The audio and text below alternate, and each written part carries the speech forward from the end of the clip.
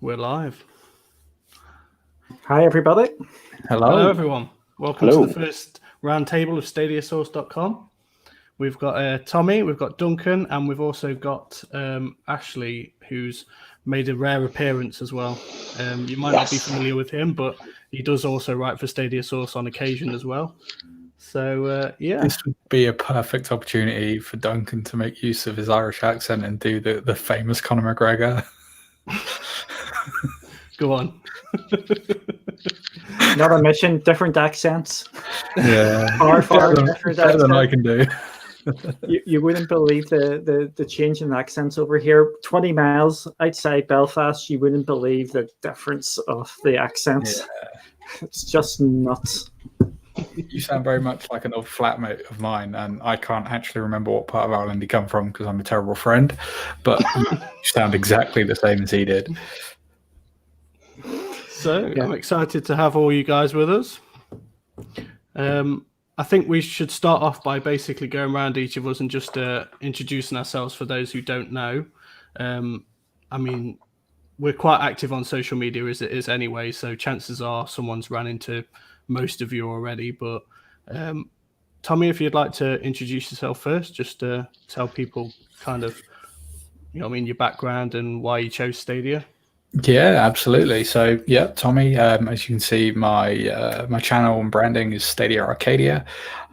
Stadia, for me, and content creation came at the same time. So it was a brand new platform, and I thought this would be an interesting opportunity for me to do something I've wanted to do for a while, but not really knew where to start. But starting afresh with a brand new product with everybody else, it just seemed like the right fit for me. And braved it, got myself in front of the camera, started doing this weird stuff where we talk to nobody for a long time, and all of a sudden people start listening to you. You're like, hey, this is cool. And it's just kind of led to where I am today. And obviously with the lovely invite from yourselves to join the Stadia Source team when I had my moment of darkness, shall we say, about spreading out from just Stadia. But I think in that short space of time, we've seen quite a big change in Stadia. I'm glad I came back to exclusive content for Stadia. It's paying off quite well, I think, at the moment. Very good. And so why did you decide to invest in Stadia in the first place? What was it that drew you to the platform? So I'm studying computer science in my own time through the Open Uni and learning about cloud technology and Internet of Things, and then starting to see some of the trends in the world of cloud computing. It's something that I spoke about for a long time with my own friends about how I seen gaming and computing in general going much more towards a cloud-based service. I mean, things like Netflix, I remember them saying, oh, it's not gonna catch on, people want the hard disks and so on. And I've always been an adopter of using things in the cloud. For me, it's easier, it's portable, I haven't got to continuously update stuff. And that was what excited me about Stadia. It was the fact that I hate it when you start a game up and you've got an hour and a half time to yourself, and then all of a sudden you hit with like a 40 gig update, and it's like, this is trash. This is not what I want to be doing. Stadia seemed like a good way to combat that, and Google products in general, I like the ethos most of the time of the company. Obviously one of the biggest tech giants in the world, and if anybody is going to rival the likes of Xbox and PlayStation, it needs to be a giant consumer that has cash that they can throw at things and make this work. So I actually believe in what Google are planning with this, and we've seen a massive shift from the days of Stadia's announcements to where we are today. I know a lot of people still want an awful lot more, but I'm happy to kind of go with how it's going at the moment. I mean, I'd love more information, but I'm happy with Stadia. It works for me flawlessly all the time. I can go from here where I am now to the TV. I can take my laptop in the bedroom. I'm on iOS, so I haven't yet had that option to play it on a phone. But the day that comes, I think for me personally, Stadia is going to have hit everything I wanted from a platform. I think there'll be quite a few people rejoicing when it finally comes to iOS. Yeah, I think, I know I spoke to Duncan about this on the show, and we had different opinions on when it would come to iOS, and I actually said at the time if it came to iOS, but Duncan rightly pointed out some things, and my issue was knowing that we don't even have Chrome on iOS. It's just a wrapper over Safari to make it look like Chrome, but that's going to be, obviously, we're going to need a lot more integration before it works on iOS. So it'd be exciting to see a company like Google be the first people to break through Apple's sort of infrastructure as well. Nobody's done it yet, so it'd be good to see. Yeah. Duncan, what about you? You're actually allowing me to speak here. I already have that mute button ready to go here. What I'm gonna put this out here. Anything good I say, it's 100% Stadia Source. Anything bad or controversial, it's all me. So Dan, and just take everything away from Stadia Source or anything bad. It's just all on me.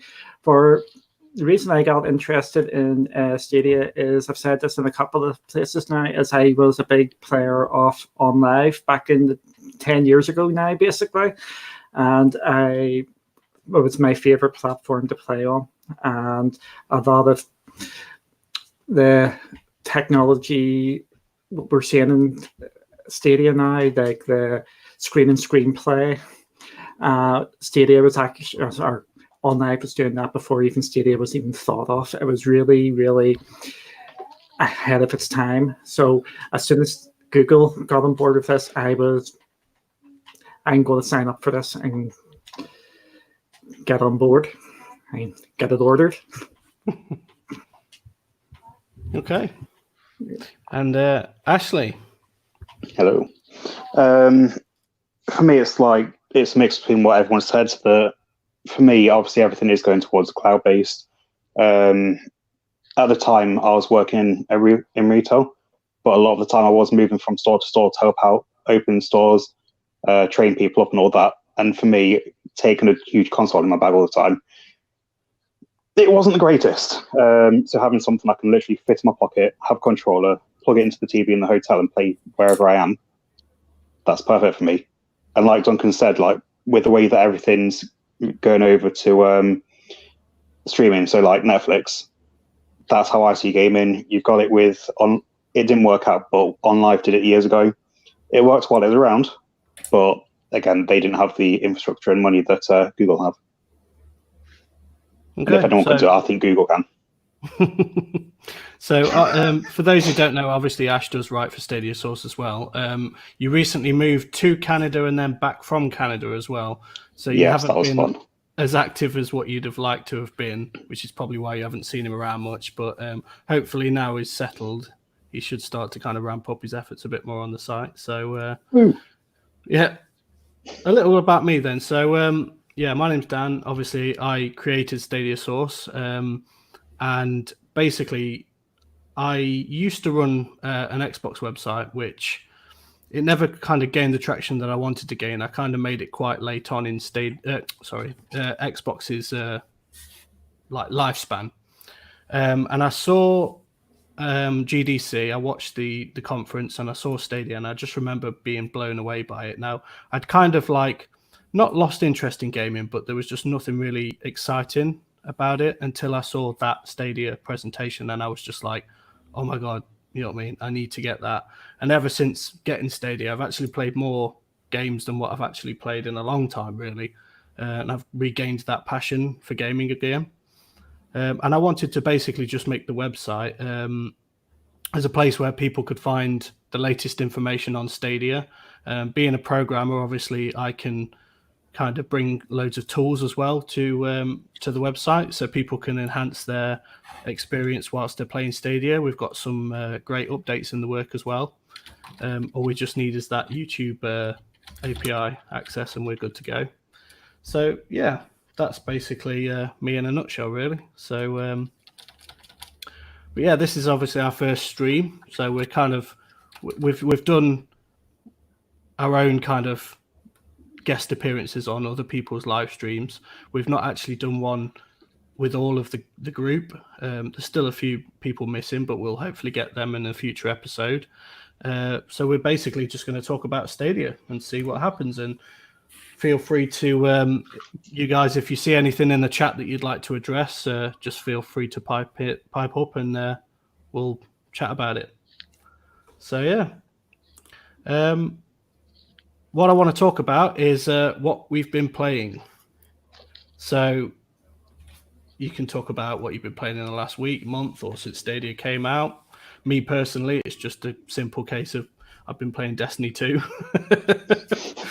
I've been playing a bit of Tomb Raider as well, trying to complete the first Tomb Raider. My father-in-law he's completed the first one, and he's well, no, I think he actually completed the second one the other day, so I've got a bit of catching up to do. So, Ash, what have you been playing? Again, mainly Destiny 2, and I've almost completed it on Xbox, but I've got myself a Final Fantasy again.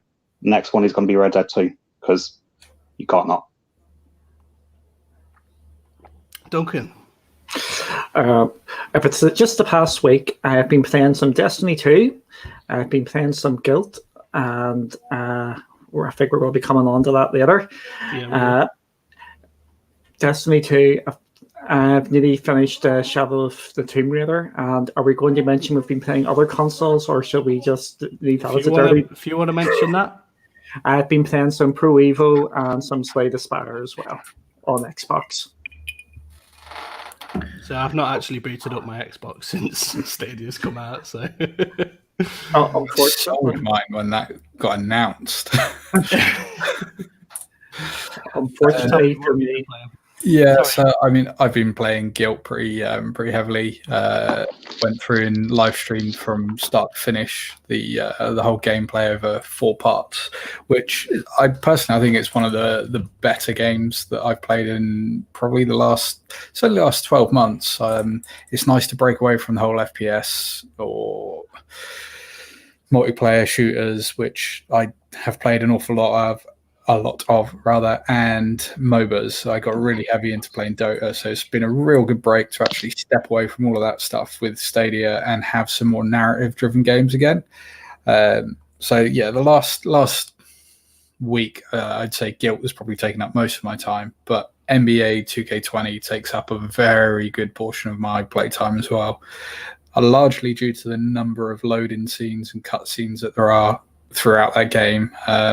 Not loading as in waiting to play the game, but you just have so many screens in between you press and play and get into the actual game that it takes about 5 minutes before you get a game. It's just non-stop. But the gameplay itself is very good, and it's probably one of the best looking games I think that's out on Stadia at the moment. And it's a sports title. That's pretty much all they really go for, right? Visuals. So spent a lot of time in that. Destiny is probably the game that I have the least amount of playtime on in my library at the moment, other than Thumper, but that's probably not going to change. Yeah, so for me, it's probably been NBA and Guilt and Fallen Order, but that's not Stadia, so we don't mind other consoles. We're not exclusive. PC, to be fair, I no longer own a console, so for me, I've only got, if it's either on PC or Stadia, they're my only avenues. I play some games on my phone, but they're not really worth mentioning.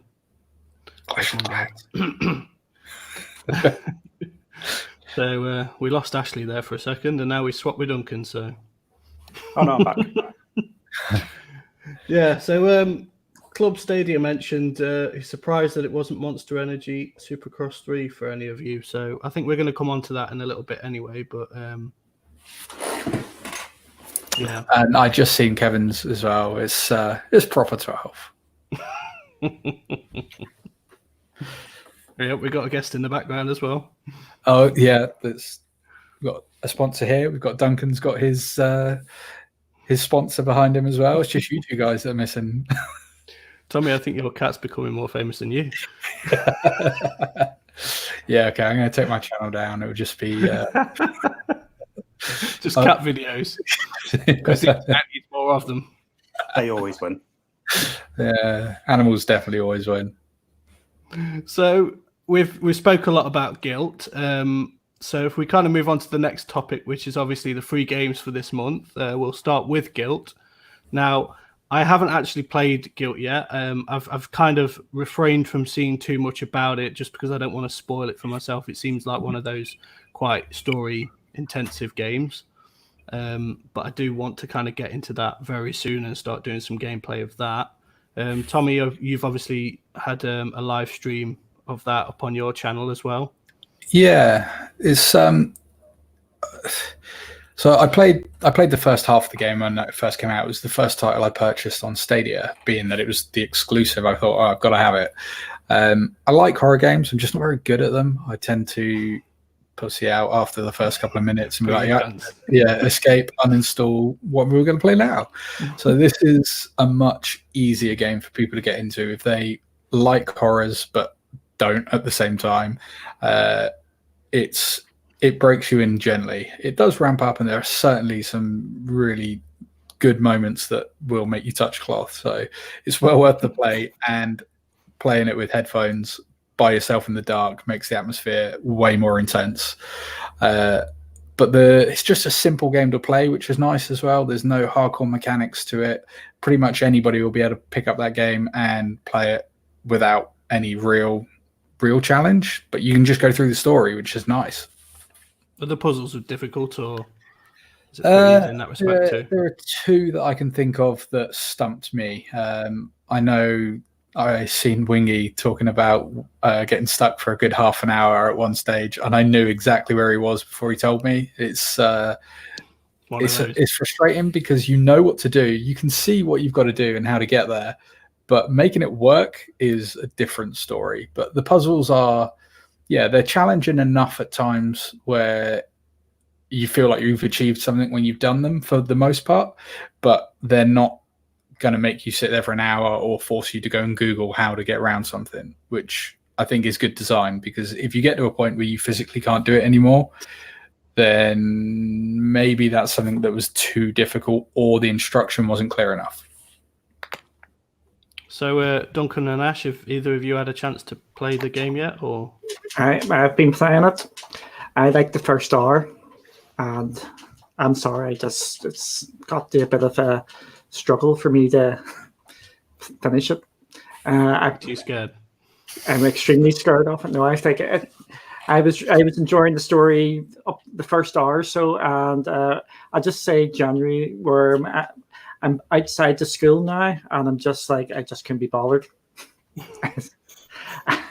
It's opinions, but I don't think I'm the only one, because it has got mixed reviews out there. If you have a look, and looking on Reddit as well, if you trust what goes on Reddit, it seems to be pretty mixed as well. With the people have got a bit bored of it, and I'm sort of into that sort of category now, where I'm feeling, I know I'm coming up to the end, so I'm going to finish it, but it's not pulling me in to go finish me. Yeah, as well for me, I've played about 20 minutes, half hour of it. So far, it is an awesome game, but again, it's not something that's drawn me into it fully yet. Okay, anybody played Metro Exodus yet? I know it's been out for quite a while on other platforms as well, but still on my list of games to play. I went to load it up earlier actually, and then again I thought, time-wise, I haven't really got enough time to give this. I feel like I'm not going to play it for probably less than an hour at a time. Having played the previous games in the series, there are more games that I want to try and sit down and start and play a good chunk of in one go. So I haven't had time to do it yet, but I am looking forward to getting into it. And now my Guilt series is done, I can kind of focus on playing some other games a little bit more. I'm similar. I've actually started it up. I've got past the tutorial sort of bit. So, but it is a game you're going to have to sit down and play for a bit. So it's just finding the time to do that. Ash, you had a go at it, or? Not yet, no. Just because with everything on in my personal life at the moment, I've not really had much time. But I'm going to get around to it for sure. Yeah, I think with me, it's been a case of I've put that much time and effort into Destiny that I haven't really had a chance to play any of the other games just yet, and I'm kind of feeling a little bit bad for not playing these games, especially because they're free. And I know the longer I leave it, there's going to be more games that I haven't played, And yeah, as an administrator for a site that's supposed to kind of know it all, if you know what I mean, it doesn't say much really, does it? But yeah, let's move on to Supercross 3. So we got a new game the other day, Supercross 3. There was some discrepancies about the time, obviously, that it dropped from Stadia as opposed to the other console platforms. I think PlayStation and Xbox actually had the trailer drop for it, the launch trailer, within seconds of one another. So they obviously had it set to a schedule. So first of all, has anybody played it? I don't think anybody said here that they had. 50 quid. Not for 50. Yeah. Not for 50 quid. You wait for it to become the pro game for free. For me, that would be like the perfect Game Pass game. I think I would give it a word in Game Pass if it was on that sort of thing, but not.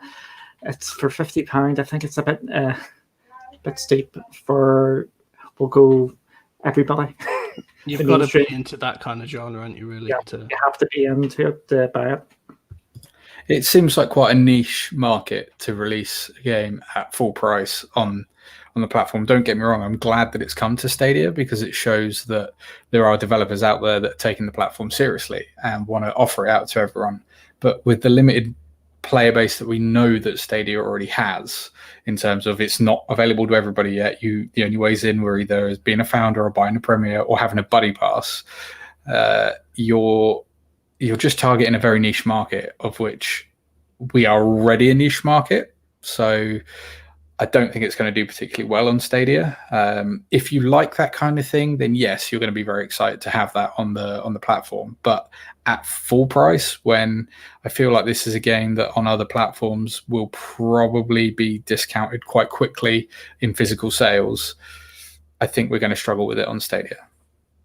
Yeah, it's like, for me, I'm not really a huge fan of motocross games. The last one I played was probably I was 11 or 12. Just because they're not, like I said, it's a niche market anyway, as well as the price. If it was more of like 15, 20 quid, that's when I'd probably be more likely to give it a try. You're probably better off buying something like Trials Rising. I know it's a different style of gameplay, but in my opinion, that's probably a little bit more fun. Can I bring something up? Sure. You can, yes. How many people seen the video Wingy did or Gory of Celia did about Supercross? No. Basically, it was a very interesting topic. Do you think we should be buying Supercross to support? Yes, I've seen that one. Yeah. Yeah, I think that was a. What do you guys think? Do you think Stadia fans should be forking out the money to buy it to try and encourage more people to come to Stadia? It's a double-edged sword, if you ask me. I think, like you said, £50 is a lot of money to spend on a game, especially if it's not one that you know you're going to enjoy. Unless you've got quite a lot of money, it seems like a lost cause, really. And I don't really think it will change too much. I think if every single person who owns Stadia was going to go, yes, I'm going to buy it, Google sees that, you know what I mean, sales, the profits, but I don't think anybody's going to be buying it in that respect for that purpose. And I agree. I mean, I understand the sentiment of we really want to see everything that Stadia does be a success, but at the same time, they need to be thinking about what they're giving us, if that's the sort of the motion that they want to see. And I mean, I don't believe anybody should buy every game that comes out on any platform because they like the platform. That's not what the platform's there for. It's there to give everybody the choices that they want and give everybody enough content so that hopefully, regardless of who you are when you come to that platform, there is something there for you that you want to get hold of and you want to play. But I certainly won't be buying every game that comes out on Stadia.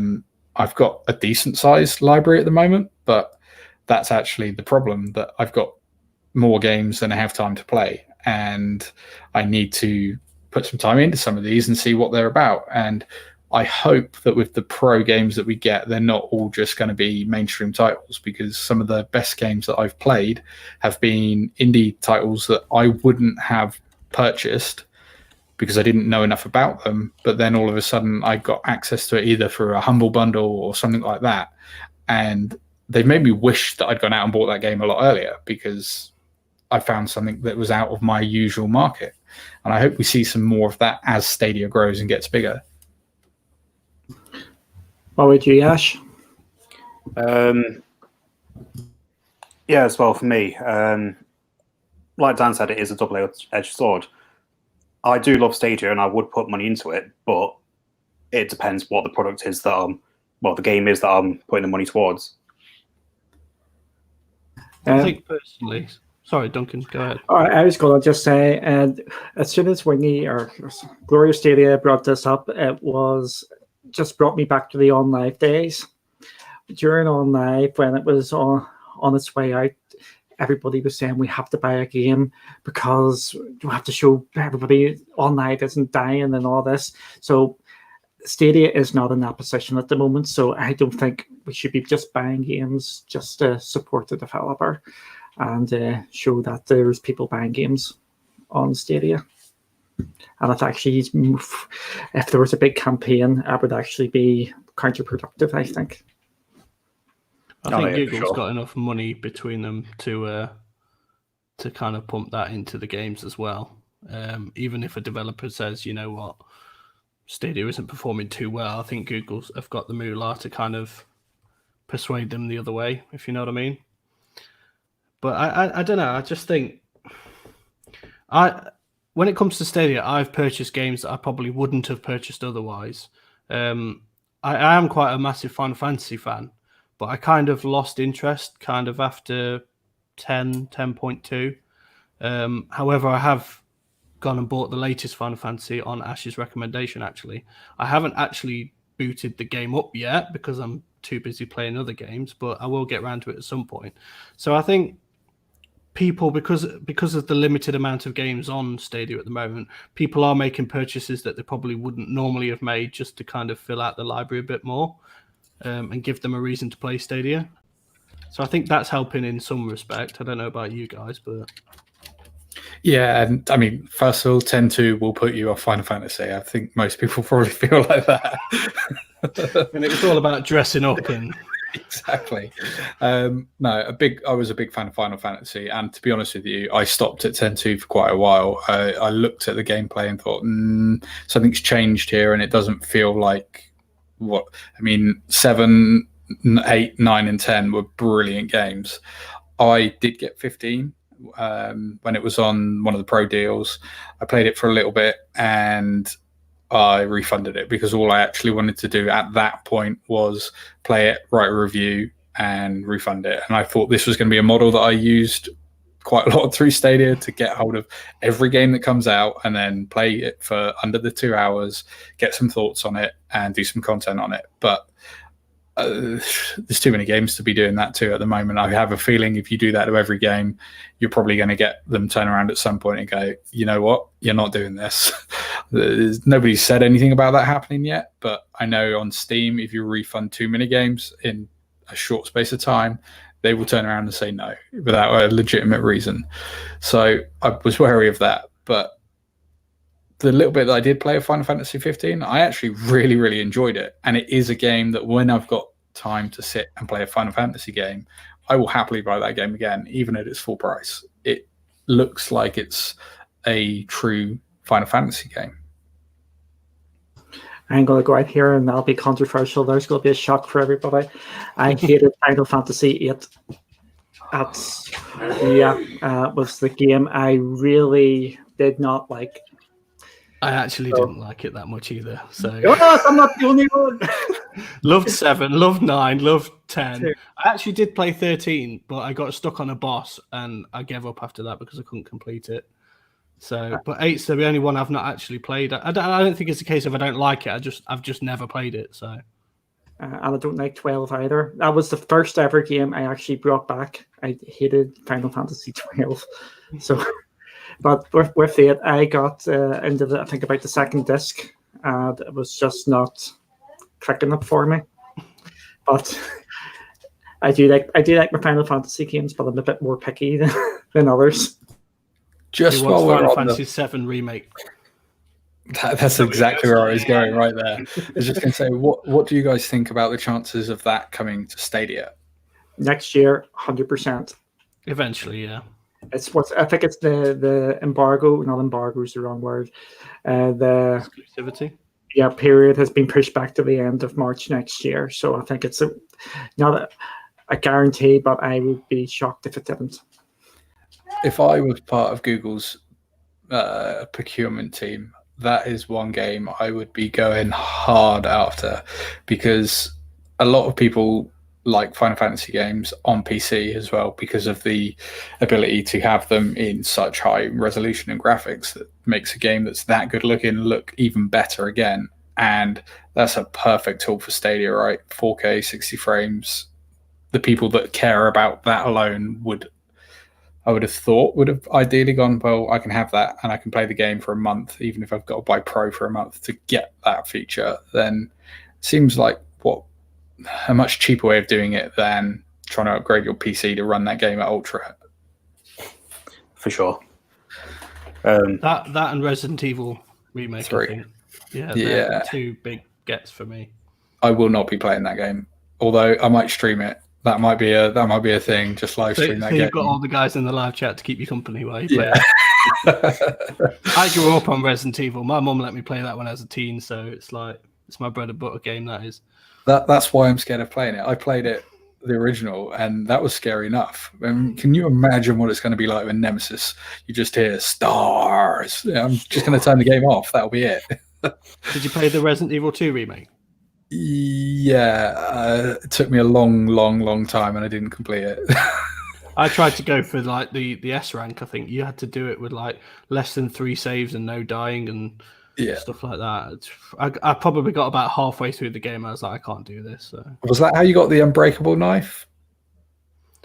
Yes, I think, because I think the unbreakable knife allowed you to then replay it to get some of the other infinite weapons as well. Yeah.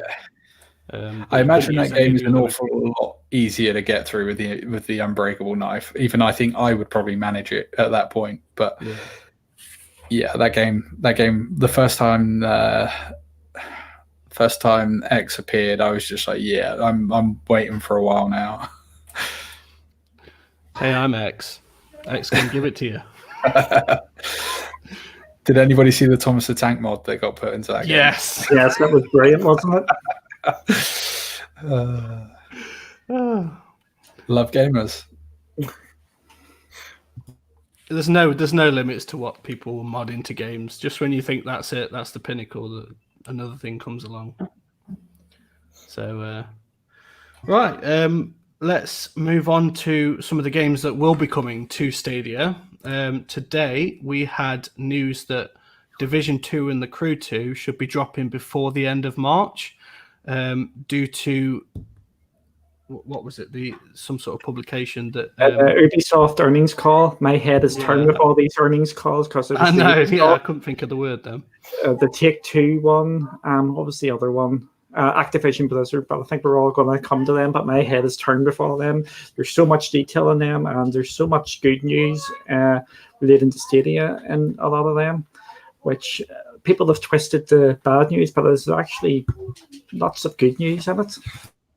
Thank God for the transcripts. That's what I'm saying. Exactly. Control F, Stadia. Yeah, there we go.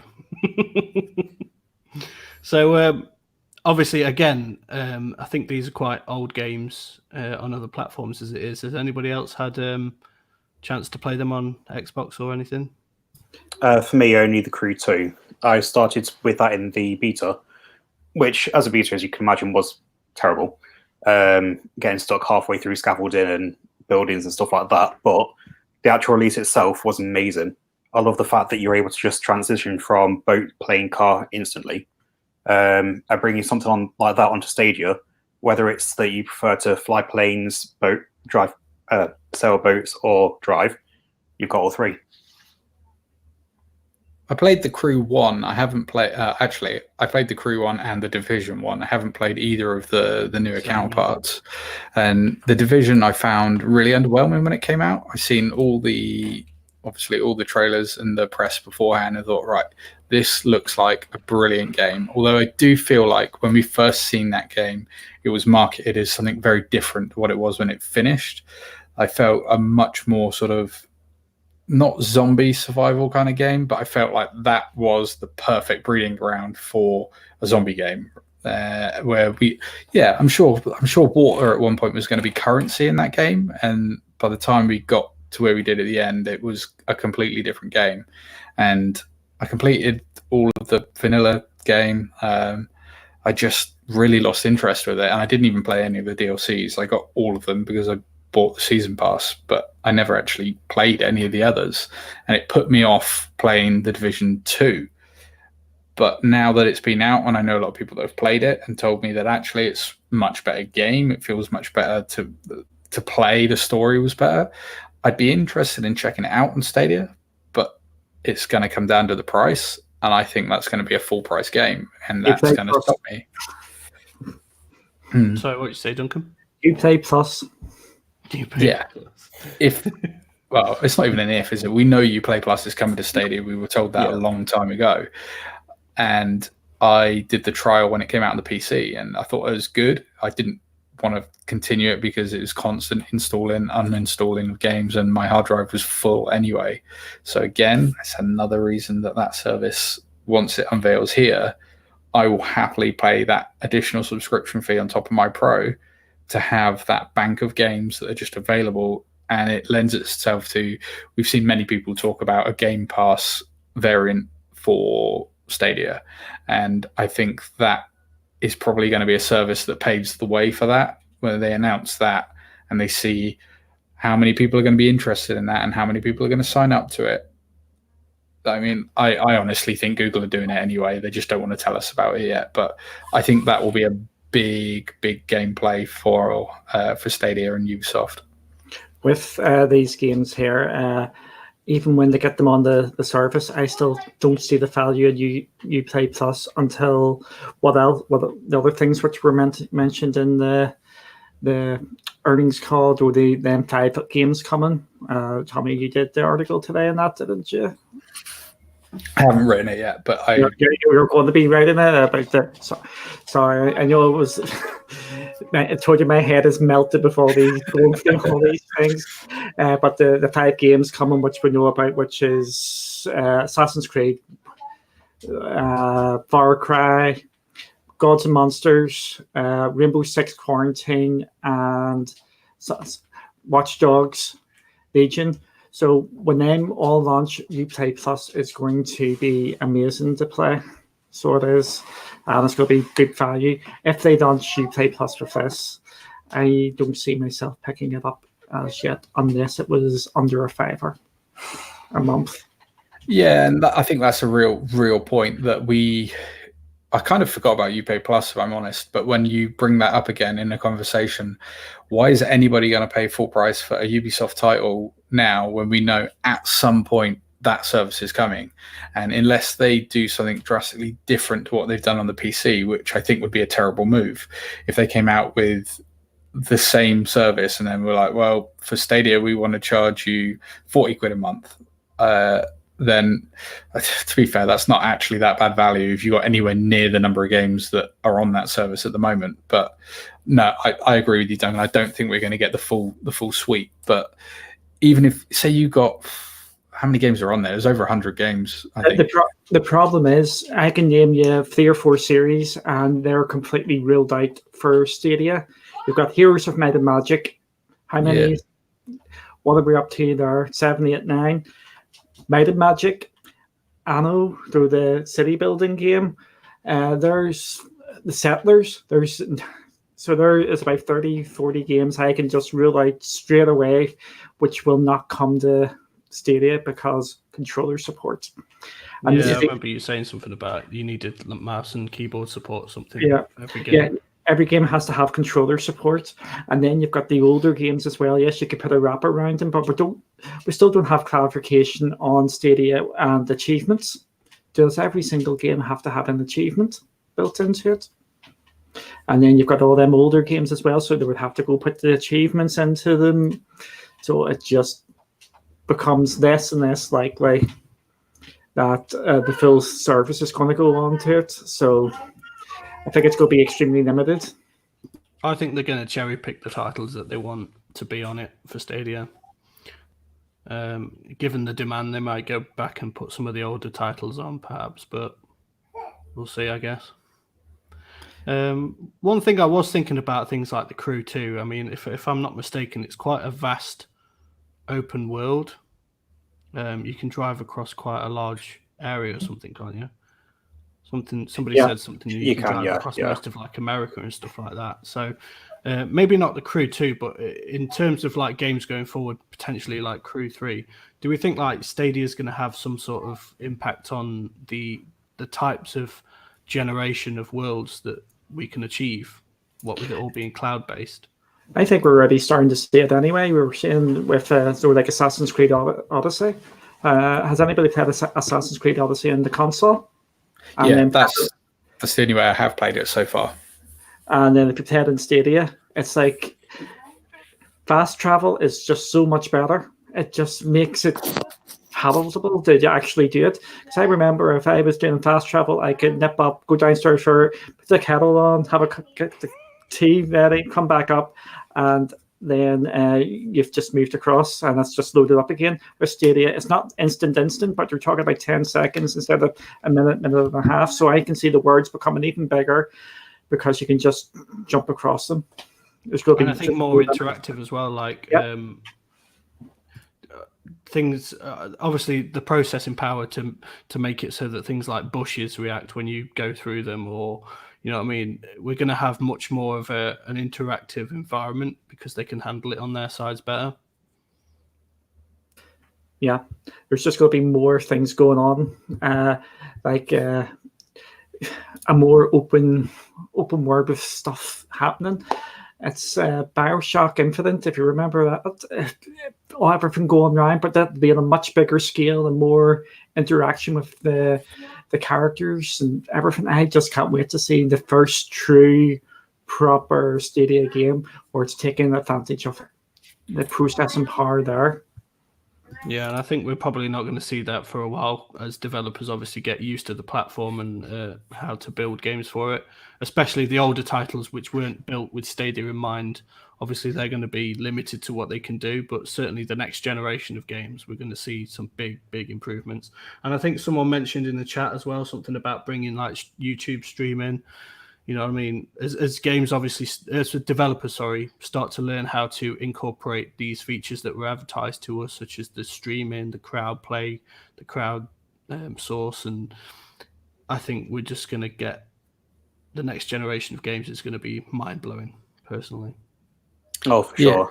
It's like, for me, the next Just Cause should be Stadia-based, just because with the previous ones, they do as much as they can with the processing power of the Xbox, computer, and PS4.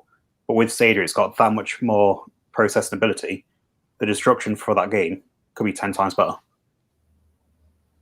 Think of the likes of DICE's Frostbite engine, how much that kind of revolutionized the game worlds that we got used to. I remember playing Battlefield the first time and you could level an entire building and be like, well, this changes how these games are played drastically. And obviously the limitations before that point had been power, and there's no shortage of that with this. So I think you guys are 100% right. Every game that is on Stadia bar Guilt right now was built for another platform and has been brought to Stadia. Now Guilt doesn't leverage any of these things. There's nothing special about Guilt in a game sense, but I do think that from this point forward, the games that are being developed that are thinking about Stadia, we are going to see possibly some advancements in what we can achieve that may not have even really been thought of that much at the moment, purely down to processing power. And this is the problem with this coming generation of consoles. That hardware is already locked, so they're going to learn how to use it better and better over the course of time, as they always do. But there comes a point where they go, well, we'd love to do that, but that stretch isn't available at the moment. Whereas it could be available with Stadia. It doesn't mean they're going to do it, but the power potential is there waiting to be tapped. Exactly. We're just on the cusp of it, and it's just so frustrating in a way, because you can see all the potential, but everything's going to be ages and ages away. People are just clinging onto the consoles, like, don't take them away. Yeah. I think you've got to be a visionary to see what Stadia's long-term goal is, and I think that's what you're trying to say, if I'm not mistaken. Yeah, and I think if we've already seen the press, or the mainstream press, now starting to turn, with GeForce now coming out, which we're going to talk about later, we can see the press is now changing its tune, that it is coming. Some of the big sites they were doing their easy clicks, but now they're actually starting to say what the positives of cloud gaming is and what is going to happen in the future. Well, it's like with Netflix, way back in the day when Blockbuster was still a thing, they had the opportunity to buy Netflix when it was younger. They didn't do, because they didn't see the potential of Netflix at the time streaming. They thought everyone still wanted physical rather than digital. And look how that turned out. Blockbuster is gone now. Yep, like Dan just showed.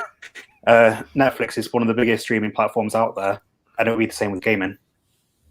Well, that's what everybody says to me. It's like, all you got to do is look at music and video and things like Spotify and Netflix. Why would games be any different to that? And I know that obviously we have e-readers as well, so books, I know they're not streaming, but you can still download books. Why would you go out and buy, physical copies of things? I mean, it's nice to be able to do so. And I do wonder, this is probably me just having a wild thought just off the top of my head, whether Stadia would ever introduce some sort of physical aspect further down the line. I don't think so, but what I can actually see happening is, who likes collector editions? And then you just put the game code into it, because we know game codes work because it's on the website at the moment. So that's what I can actually see happening. You still get all your statues, whatever, but you just have the game code now, but it'd be non-refundable. It'd be the only thing about that. But I do still see some sort of physical thing coming, but it's going to be bigger bucks to actually get into. Yeah, and just to touch on the Netflix thing again, I don't know whether or not you guys ever used it, but do you remember Love Film before Netflix? Yes, definitely. So this to me was kind of like where I feel consoles are now, right? So we're getting to a point where the medium was disc, and people wanted to start using the internet to get things more, and Love Film allowed you to rent a film. They sent you the disc in the post, and they also offered you the ability to stream it. But nobody could stream back then. The infrastructure did not exist for us to play movies in high def. I don't think was an issue then anyway, was it? But we couldn't do all of this at that point. But they had this idea of, well, let people have the choice. If they want the physical medium, there it is. If they want to download the films and streaming very loosely, but you could download the film directly from them instead. And I feel like that's where consoles are right now. So they're still selling you the discs, because everyone kicked up a fuss when Xbox said, oh, we're not going to have a disc drive on the Xbox One. It's going to be DRM. You need to be online all the time. And everyone lost their shit about that. But I was a proponent for that. I was like, why? Why do we need to have that physical drive there? Nothing changes in the media other than you have the ability, yes, to resale it or whatever. And I do understand that being a factor for people. I went digital as soon as I could. I bought very, very, very few titles on disc on the Xbox One. I even go back to the 360. I was starting to buy things digitally then. Hard drive issues were obviously a problem for that time, but I only ever really played 2 or 3 games at a time, so it wasn't a huge problem. And obviously, Love Film died, unfortunately, and kind of gave, I think Netflix were like, well, here's something that you could have done. Maybe try this. And it took a long time for Netflix to become mainstream. But who buys DVDs now other than maybe collector's editions, like you were saying a moment ago? I still know plenty of people that will go out and buy a box set because it's got special artwork or something with it. But most of the people today will just use Amazon Prime, Netflix, other streaming services are available. But I just think it's a case of everybody needs to move with the times or stop complaining when pricing doesn't change, because you have a physical medium which is going to inflate cost. I think people tend to buy box sets. I know personally, when it comes to me, the only time I buy box sets is if support for, say if you get into a series and you start watching it on Netflix and then, oh, there's a series missing. Mm-hmm. You've only got a certain things like Now TV, I think they actually get rid of things after a certain period of time. And they rotate them in and out. So that's the only time I ever really buy box sets, is to make sure, obviously, I've got them and I can watch them whenever I want, regardless of them taking them off the service, which I think people have concerns about with Stadia. But if you ask me, it's a completely different model. Obviously, with Stadia, you're buying the games and paying extra for the ability to stream at higher qualities. Whereas things like Netflix, you're paying a set fee for the entire library. So, also, on the topic of Love Film, I think I'm probably the reason why they died, because I still have 2 games of theirs that I never returned. Yeah, I used to have a collection. I was like, well, you know what? I actually really like this, and I can't be bothered to send it back, or I've lost it, one of the two. And the amount of times that I just told them, well, I sent it back in the post. Yeah. And they're like, all right, okay, well, forget it then. It's obviously the Royal Mail's fault. So it's a terrible business model. One game was WWE versus Raw or something, SmackDown versus Raw. And I will give £100 to anybody except Ashley, he might already know, who can guess the other game that I never returned. You get one guess each. What genre?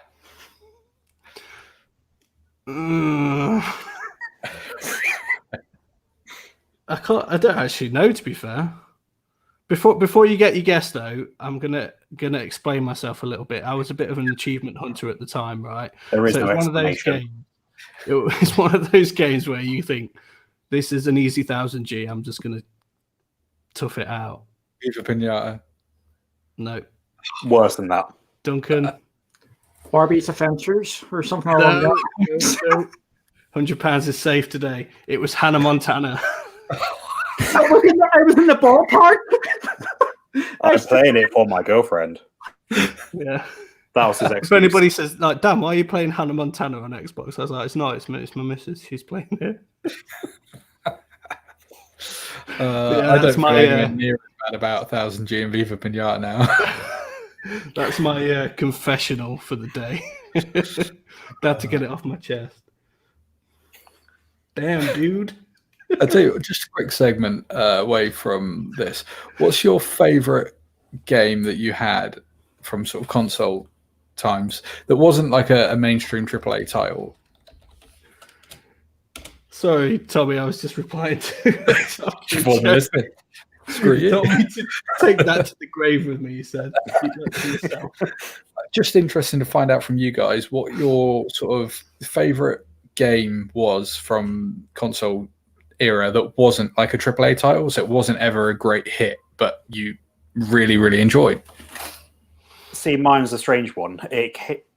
From what I remember, the game came with the PS1 originally, called Spider, I believe, where you literally just go around the sewers as a spider, just jumping around wall to wall. Can't remember what you do with it, like what the goals were, but for some reason, that's just one I really enjoyed. And I always hated spiders. Duncan, you go next. I'm still thinking. Oh, I'll give you time to think. I'll go for 2 here. I really enjoyed the Saw game, Last Generation. I'm not sure if many people played that. And it was an 80,000 gamer score as well. Very easy. Yeah. But I thought it was a good wee guilty pleasure sort of game. And the other game, for going way back, is Megalomania. How many people have played Megalomania or have heard of Megalomania? I haven't played it, but I do know what it is. So I really enjoyed that game way back then. So, and that wasn't a big hit. There was lots of controversy around it. And the funny thing about it was, one of my funny stats is that you used the sensible soccer man as one of the characters in it. I have two as well, I think, actually. One is, there used to be, I think it was an indie game on the Xbox 360, which was, it was actually a Minecraft clone called Fortress Craft. I don't know why, but I just played the hell out of that game. I'd not even ever played Minecraft, but I think I had a few people that they could join the game and they could build stuff while I wasn't there, and yeah, it was just amazing. So I spent too much time on that. My second game was probably actually Castle Crashers for the 360. Yeah, you were on there quite a lot. That was a quality game. It was a quality game, and I kind of come from a Newgrounds background. So obviously I'm quite familiar with things like Alien Hominid and Castle Crashers. Probably going to sell myself here, but I actually had a game on Newgrounds as well, Sonic Smash Brothers. I think I've mentioned it to some of you in the past. So yeah, just to kind of see a Flash game, which essentially it was, come to the larger platform like that was amazing. So I played a lot of Castle Crashers back in the 360 days, and Alien Hominoid as well is another one I played an awful lot of. I think I'm almost tempted to go and buy it again on the Switch. Actually, at the moment, my game that for me that was probably one of the biggest standout games of the 360 era for me was the Naruto Rise of the Ninja. It's like an open world RPG kind of game, not the beat 'em up ones that came after it. But that game, I picked it up from Game for about £2, maybe £3, and I was just like, I had some money left over on a gift card, and I can't remember what I went and bought. That's how impressive I found Naruto.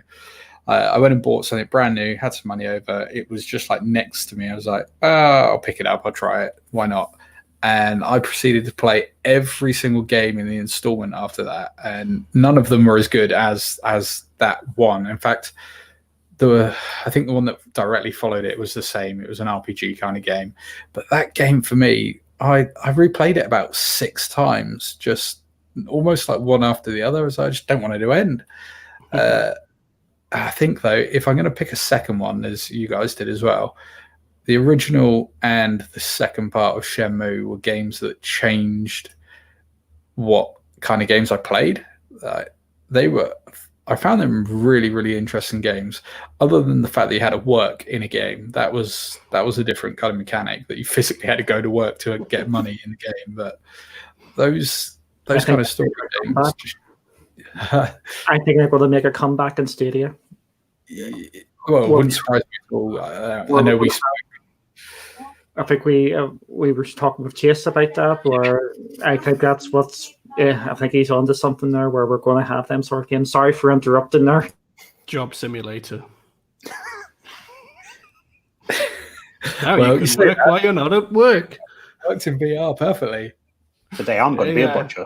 Ash, you had that, didn't you? I think you had a game, didn't you? On your it was Job Simulator. Yeah. And they brought another one out, Holiday Simulator, I think it is. Well, it's weird.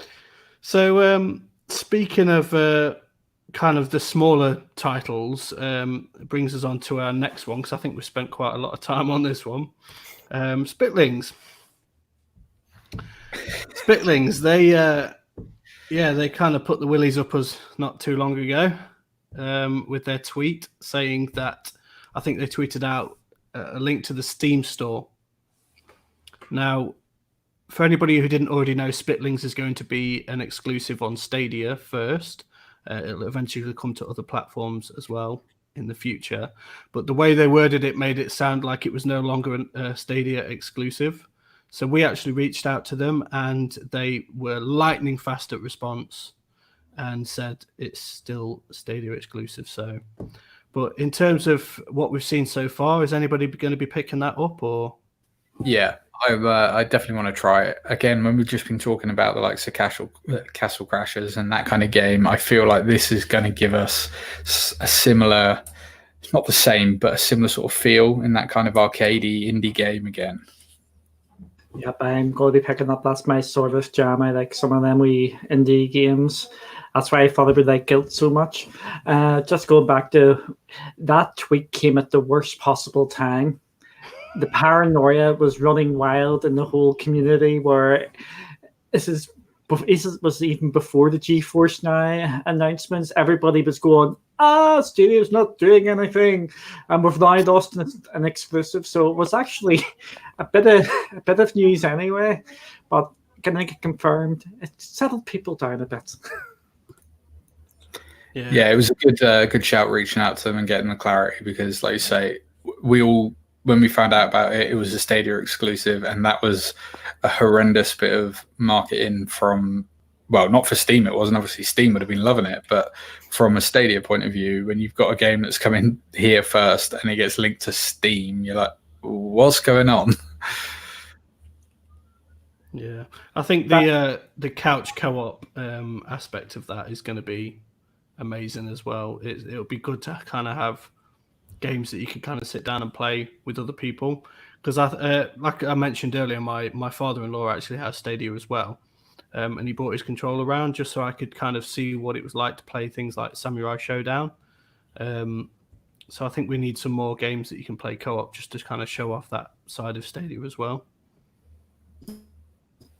I'm a big believer. I think I've said this multiple times, multiple places. Get packed. Keep your eye on that game. I think it could be really not big, but I think it's going to be a nice show-off title for Stadia if they put in the.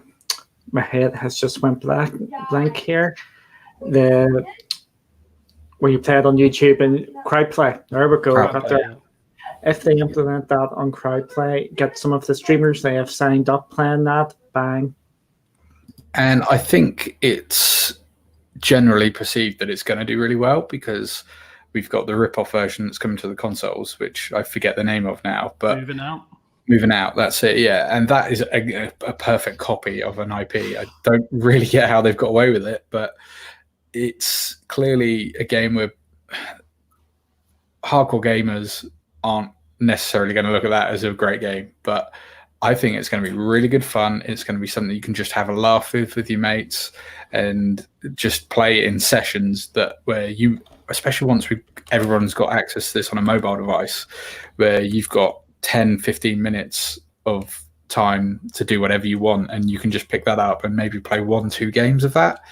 It's going to cause some really proper chuckles as well. I think it's going to bring people into playing games together again without that real competitive FPS kind of requirement, which nearly every game that comes out with multiplayer today is competition in a non-funny way. It's quite a serious game, whereas this is going to really break down, and I think people are going to be belly laughing playing this game.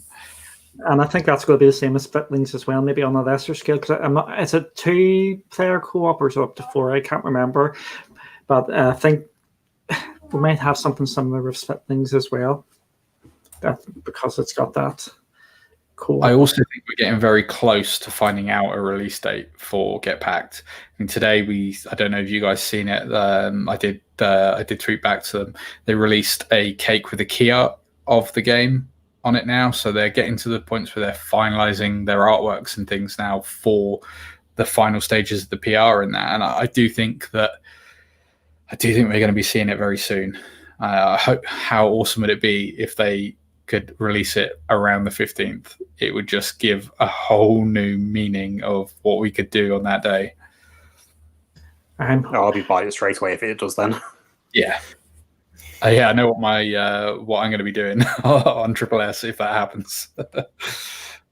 So just completely off topic a second, but kind of on topic as well. So has either of you played either of these 2 games? Number 1 is Fibbage. Yep. Are you familiar with that game? Never even heard of it, to be honest. So it's almost like a party game, but the idea is you play it on your mobile phone, and you can have up to like 8 players or something. And what it does is, do you remember Blankety Blank? Yeah. It's almost like that. So it'll ask you a question. So it will say Donald Trump was the latest person to blank, for example, right? And then what you have to do is you have to put on your phone, you have to type a lie that you think other people will fall for. Okay. Right. And then obviously it puts all your answers on the screen along with the actual answer. And you get points if someone falls for your fake answer. And you also get points if you get the real answer as well. And depending on obviously the minds of people that you're playing with, you can have some crazy, really obscene answers. Because you can type whatever you want and it appears on the actual screen. I think something like that on Stadia would be amazing, because what we used to do is we used to stream it on Twitch, and because you play on your phone, it gives a room code that you can go on a website and put the room code in. Yeah. So we used to be able to kind of open it up to the whole world effectively by streaming it on Twitch. They get the room code and they join any empty slots. But to be able to have something like that with crowd play, that would be amazing. So I definitely implore you to check out Fibbage when we finish this as well, because Yeah, I think that sounds see the like potential right up my stream. I'll try it's if you've hilarious. got some time sometime. I'll have to have like a game. I know it's not Stadia related, but I'll have to try and boot it up on the Xbox so you can all play it. Yeah. And also, I'm trying to think what it was called now, but there was a game on the Xbox, and it was almost like a football game. Deckheads. Is that what you're playing? Yeah. He's forgotten that he's Can't muted hear. it. Little game lines as well. Yeah. It was a game on Xbox. It's almost like a 2D football game. And the idea is obviously you have a goal at each end and you can kind of kick the ball to one side of the goal, but people could actually tweet a certain code on Twitter and it would affect your game as you were playing. So for example, they could turn the map upside down based on what they tweeted. I'm going to say Shadow are implementing something like that, or they're meant to be. It was is it Trackmania? That's a Ubisoft game where it's a Trackmania. I can't remember what it's called now. They're going to be doing it so you can change it so the screen changes and all that. So while you're playing it, so that there is stuff out there. I'll see if I can find a wee quick link off it. Yeah. But I think those two will be amazing games for something like crowd play as well, and they're not too hard. Like they're not AAA titles; they're only quite small ones, so they shouldn't be too hard to either rebuild or port to Stadia. But yeah, I just wanted to put them out there because I think they were funny examples of games, like smaller games that kind of bring everybody together and allow people to play locally and just have an absolute laugh whilst you're playing them. Some of the hardest belly laughs I've ever done in the past 5 years have been because of Fibbage. So I'd love to see that on Stadia. I can't believe I've never heard of it before. But like you say, for something like this, once they enable that crowd play and things like that, that kind of game would surely just rock it, right? Yeah, just the crowd play aspect of it. I think there's a similar one as well called Drawful, which it's a similar concept, but you have to draw a picture. It tells you what to draw. You have to draw a picture. You then draw it on your mobile. Then other people have to put a lie as to what that picture is that other people might fall for. But I think that one takes a bit too long to play, in my opinion. But I can also imagine what 90% of the pictures play with if you have the ability to play with random people. I'll give you a clue. iDarb, that's it. Club Stadia. iDarb. Yeah. That's the one I'm referring to. Well done, Brian. So, shall we move on to the next topic, which is Phil Spencer. Speaking of Xbox, it's kind of segued nice into that. Phil Spencer saying that Google is now amongst its main competition as opposed to Sony and Nintendo. What are we thinking about that, guys? Flip flop, flip flop.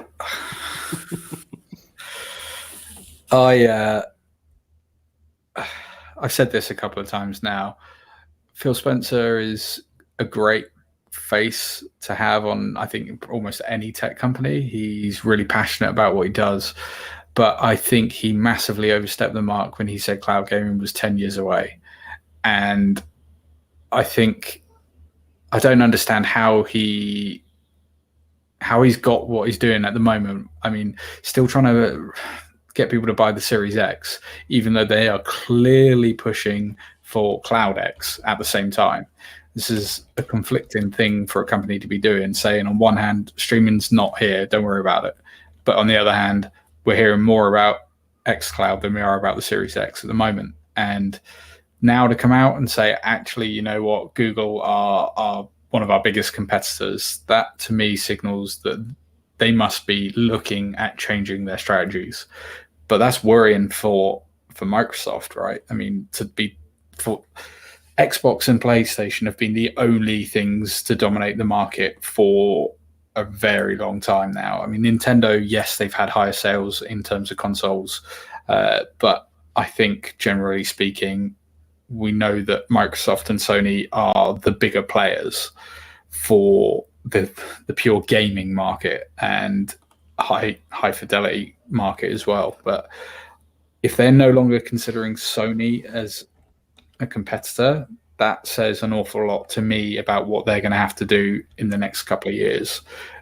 Are we going to see a 4-year generation on this new console? Because that's going to be a joke when it gets to the end of that stage, if it ends in 4 or 5 years. I mean, the Xbox 360 lasted 10 years. The Xbox One has lasted 9 years. If they get now to their most powerful ever console and within 4 years it's a moot point because xCloud has overtaken it as being the way to use that platform, then that's going to cost them significantly. And surely Sony will capitalize on that in the end. What's going on is he's just trying to cover both bases. He's playing both ends of the stick. And now he is saying that the cloud is starting to gain traction, even though what is said in the Twitter sphere or the Reddit sphere, it is coming, and it's coming up quick.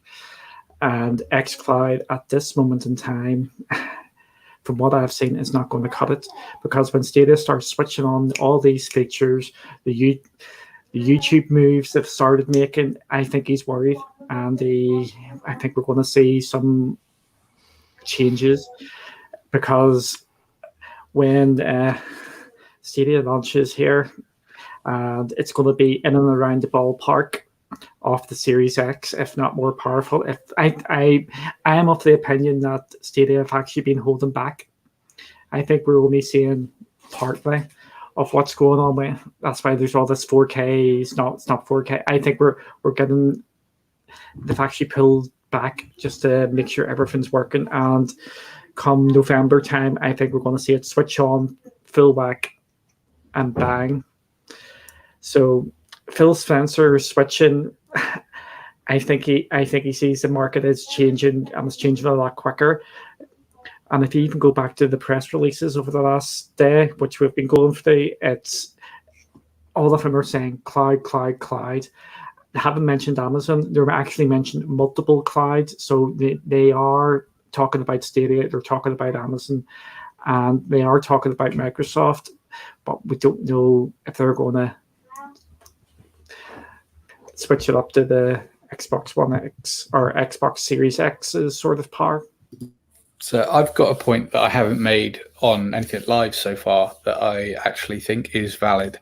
We know over here that the next Olympics is going to be broadcast in 8K, right? So nobody has an 8K display that I've spoke to or even talks about them, generally speaking. But we do know that 8K is coming, and we do know that this future generations are talking about supporting 8K in video format, not in gameplay. But so we know also that everything in Stadia at the data centers is running at 120 frames or hertz, whatever. And obviously we're getting half of that. So it wouldn't be out of the reason to think that they already have the ability to play video back at 8K.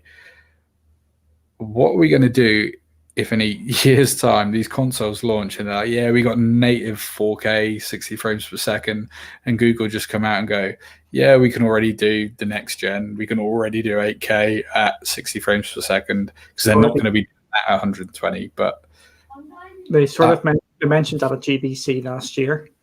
yeah, they said about 8K playback then, and that's what I mean. How are people going to feel when this brand new hardware comes out and everybody's celebrating 4K native gameplay at 60 frames per second, and Google can literally just put a tweet out and just say, by the way, that's already old tech. Here you go, bang, done. And it takes nothing. Just a flick of a switch. That's why I'm thinking that we may get a flick of the switch in the summer, early autumn time, just when the new consoles are going to launch. Oh, we've just upped this. It's blowing away the competition.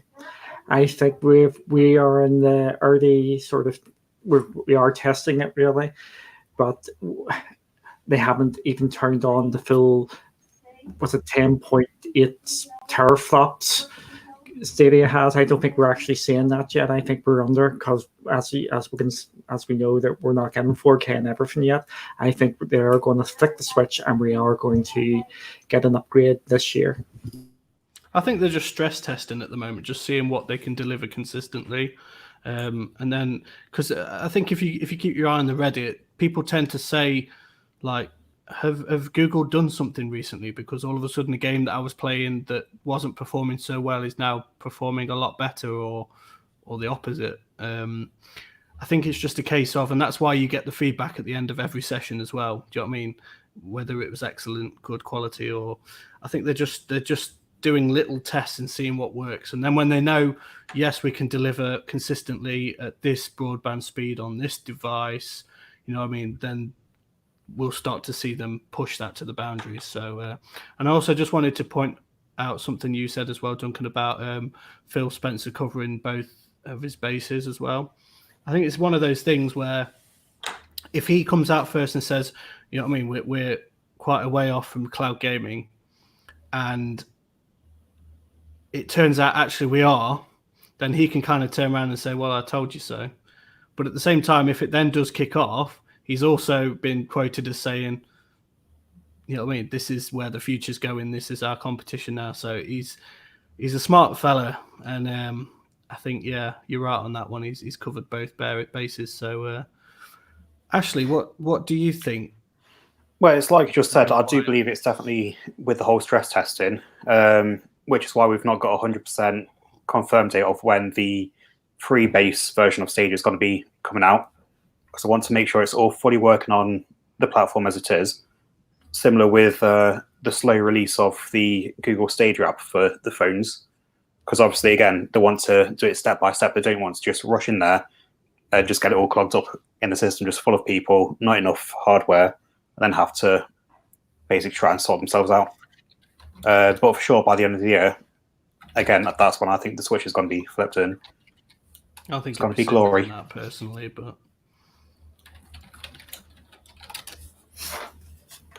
yeah, it's like when you're talking about the Phil Spencer about the Cloud and Xbox One X thing. Sorry about that. The X series. It's like, Dan, you, me, and your dad have spoken that there's still a ton of people out there that are more towards having a physical console than going straight for digital streaming. So that's why I think he's still doing the half and half at the moment. So then that way you get that feeling, isn't it? I mean, we all had it when we got our Stadia boxes as well, which I know we say that Stadia is all cloud-based, but there was a physical aspect to getting your box and you know what I mean, unwrapping it and getting all your controller out and stuff like that. And I think people enjoy that aspect of it. I think we touched on this earlier, what with, you know what I mean, the special editions of console games and stuff like that as well. So, like I said, it's just covering both areas. He knows there's a market still for both, so he obviously wants to make sure he's not leaning more to one side and dismissing one half of the debate.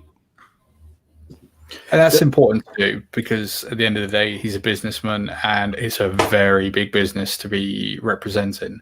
But I do feel that being that flippant about it from both sides, I mean, I know if I was not into Stadia and I purely believed in local hardware and not cloud at the moment, I would probably be a little bit miffed by the point that he wouldn't just be committal to one thing. If they're launching this product that is all singing, all dancing, moving forwards, I would want that person to be telling me that that is 100% going to be the better place to have your experience than in the cloud. I would be absolutely fine if they then turned around and said, but we also want to give people the opportunity to play things on the move. Like, rather than releasing a handheld system of ourselves, we can clearly look at the Switch and see that that is very successful. It fits into a busy person's life very well. You can take it on the move with you anywhere. You don't need an internet connection. You just have the ability to take your games with you. If you marketed xCloud as that kind of competition or supplement to your gaming, all being needing an internet connection to access it, I think I would be much happier from that perspective. But when they are clearly trying to make xCloud rival Stadia, and like the pot shot of bringing Destiny to xCloud, I know we've spoke about this, and I think it's actually almost detrimental to them to try and make such a big thing of a game that's been out for over 2 years on their platform already. It was purely a way of trying to throw something at Stadia and go, we're here and we're coming. But they're nowhere near what Stadia is, in my opinion. And not even if you just talk about resolution, the sheer power and the ability to do the things that Stadia can do and what xCloud is currently able to do, they are completely different products, and I don't feel like you can even compare them. And I know a lot of people will disagree with that, and that's fine, but I don't see how you can realistically look at the level of technology that is in both of those products and compare them on a level playing field. Yeah, I mentioned during the time about Destiny 2, I thought it was short term. Yes, it was a pure dig at Stadia, but long term, it's already, you can see how it was playing out. It has brought people to look at how much better Destiny is on Stadia. Because I know I booted up the Xbox, my Xbox One X, to be completely honest, and I can't play it on that. It has to be on Stadia because of the 60 FPS. It's just... It's huge. I think the frames alone make a massive difference to every game that I've played. I mean, I generally, before Stadia, as I say, I was generally a PC gamer anyway, so frame rates were much bigger and smoother for the majority of titles that I played versus console counterparts anyway. But when you then look at taking things down to a smaller resolution and a lower frame rate, I think you notice these things more. And yes, 720p on a size of a mobile display looks awesome because you are having a much higher density than 720p on a 52-inch 4K TV. You notice things a lot more when you do that than you do on a normal sort of gameplay setting. I still play Stadia on the balance setting on my TV. I generally play it on Chrome on my PC, so I'm having that as a default anyway. But NBA is one game that I do play at 4K because I feel that the visuals are actually impacted by playing it at that level quite significantly. There's a level of lighting and things that just look so much better at that level, but that's not an issue with a game like Destiny. You don't have those super refined visual details in that game anyway, but it wasn't ever designed with Stadia in mind. And I think personally, when it comes to Destiny 2 coming out on xCloud, it was almost akin to like high school playground name calling. It was almost like, but look what we've got. We've got Destiny 2 as well. And it was, I think Microsoft would have done well to kind of just focus on their own, you know what I mean? Bring in something that wasn't on Stadia rather than something that is on Stadia, if you know what I mean. I mean, Destiny was already on Xbox anyway, so why did they make such a big deal out of it? But I think, and I'm gonna quote Chase here, people vote with their wallets. Yeah, definitely.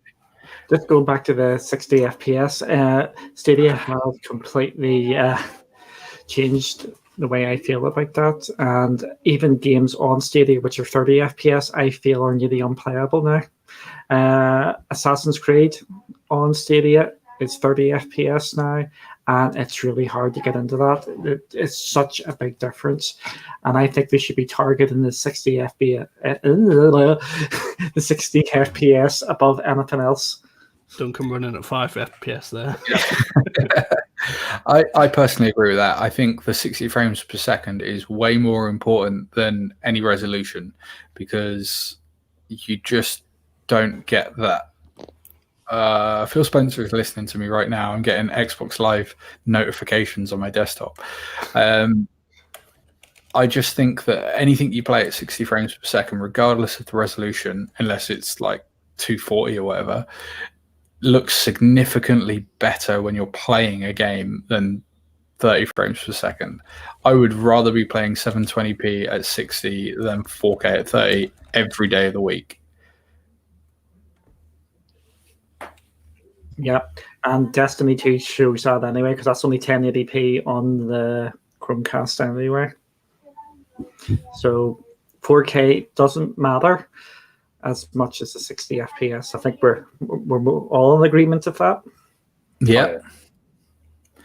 I also think 4K monitors are few and far between in the general makeup of gamers. I think we're seeing far more 1440p monitors coming into play. That's personally what I have. I don't have a 4K monitor. I have a 4K TV. I have a 1440p monitor.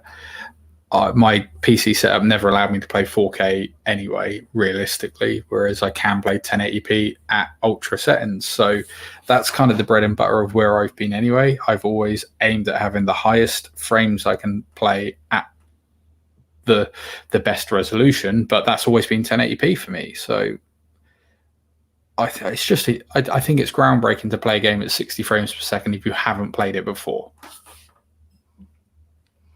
So I'd like to obviously move on to the next point, which is GeForce Now. So, I just want to get your guys' opinions, whether you've had a chance to play it yet, and what your experience has been so far on it. I've been able to play it, and I've been the 3 services which are going at the moment. For me, it's in third place. The services I've used is Stadia, Shadow, and GeForce Now, and it is in, like I said, in last place. Stadia is first, Shadow was second. The big positive of GeForce Now is the games, and no one can take that away. And they have got free-to-play games, and you can play the free-to-play games on their free session, which I think is going to force Stadia to put free-to-play on base as well when that comes. The game selection is pretty good there, and that is why it's getting the positive press out there, or relatively positive press, because games matter. Has anybody else tries it? So go ahead, Tommy. Sorry. I wanted to put a video out there. I haven't got around to doing it yet, but I also only have the free version, and it works. But I'm in agreement that the fact that you have to install games like you do in Shadow, that's just a different thing again. The point of cloud is that you don't have to do any of these things, right? You just press that play button, it loads, it's done. So I actually installed the client on my PC. I played a quick game of Rocket League. I didn't spend too much time on it, and I think I needed to tweak the settings a bit because it was really, really grainy for me. I was playing it on one of my computer screens, and I could see the individual pixels. So I think that was probably down to user error. 2 things I do want to actually say about it is, number one, I think the time frame, you get session times, don't you, of an hour, or a bit longer if you pay for it. I think 6 hours. I think that's going to be a big downside. What I was going to say there is you can sign up for GeForce Now and then cancel, but you still have your 3 months as a founder. So if you want to give it a try, I would recommend doing it. So also, Cyrus, that's what was just jumping in there. That's all right, no worries. And I think another thing, right? Obviously, one of the benefits of GeForce Now is that they've got such a vast back catalogue of games.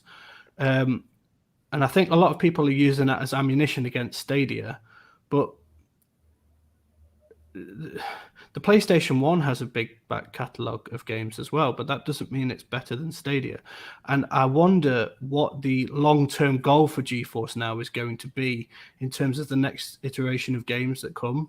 It's all right saying we've got all these games and you can play them on the cloud, you can play them this way, that way, but what are your long-term goals? Things that are potentially going to be Stadia killers, such as your crowd plays and your state shares and stuff like that. Or you just bring in whatever games that you've got in your back catalogue to the cloud for people to play whenever they want. Is that all you're doing? So Quips, sorry if I've said that wrong, makes a good point. It's not their catalogue, it's a Steam link, essentially. And they are the only way NVIDIA make money out of this is if you use their paid for platform, right? And that's what, $4.99, I think, in pound sterling. So that's not a lot of money. And essentially, yes, you're making everybody pay for that platform by giving them an hour session to get kicked out of a game and have to reload.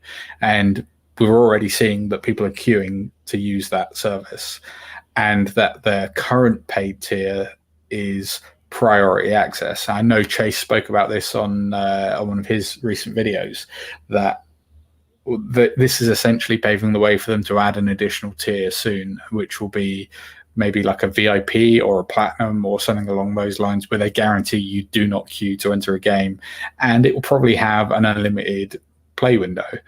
But even at that point, you are purely charging people to play a game locally streamed from another server. And is the difference going to be big enough to stop them playing it locally on their own machine? Yes, ray tracing and things like that are amazing, but you can buy a 2060 now for sub £300, I believe. I don't know, actually, that's a bad example because you have to have a 2070 to get ray tracing, but you can buy a 2070 for 350 quid. If you're going to start charging people £10 to £15 a month to have that ability, in 2 years' time, ray tracing is going to be on every game. It's just going to be an expectation, and all developers are going to be building into that. But why are you going to pay somebody when you could then just spend that money and go and buy a GPU? Because the prices are going to come down. In 2 years' time, you'll have a ray traced entry-level graphics card in the £150 mark. I'm not going to pay £15 a month to play that game on somebody else's computer and stream it to my computer. It's just, I don't see the long-term goals of what that platform is about. They're not offering you anything groundbreaking. Shadow does it already, and it does it better, in my opinion.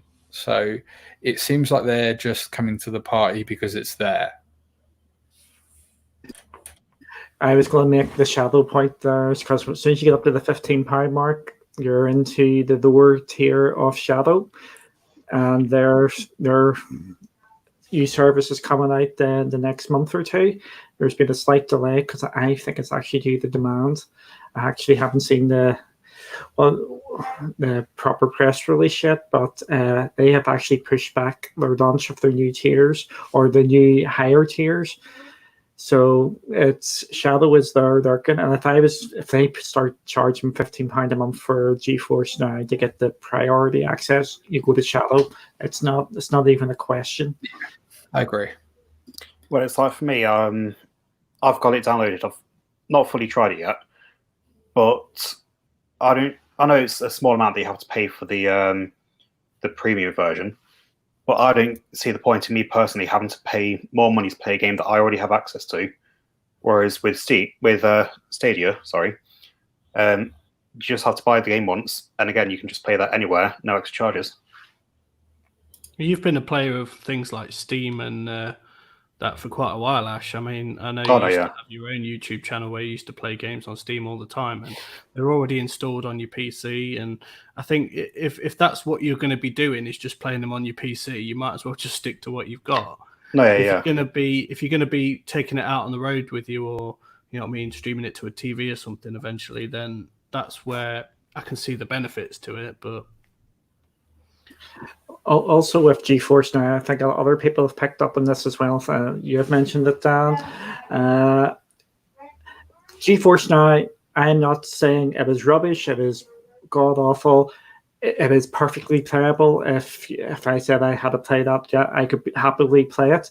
But it's just nowhere near as good as all the other ones out there. And for me, when I've been playing games, there's like a gloss over the top of the game. It just does not look crisp. It looks not washed out. It just looks a tad blurry for me.